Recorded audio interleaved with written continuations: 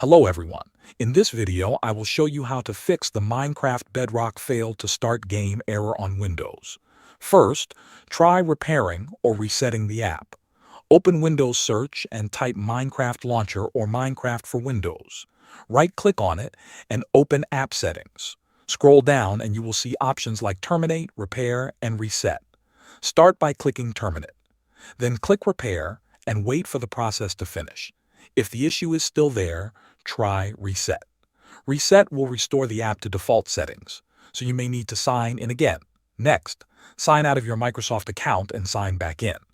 Open the Minecraft launcher, go to your Profile or Account section, and sign out. Close the launcher completely. Then open it again and sign back into your Microsoft account. This refreshes your login and can fix permission or sync issues. After that, make sure your game is fully updated. Open the Microsoft Store and go to Library. Click Get Updates and let it check for Minecraft updates. Install anything pending since missing updates can cause launch errors. If nothing works, the last step is reinstalling the game. Uninstall Minecraft Bedrock from your system. Then restart your PC. After that, reinstall it using the Xbox app or Microsoft Store. Thanks for watching.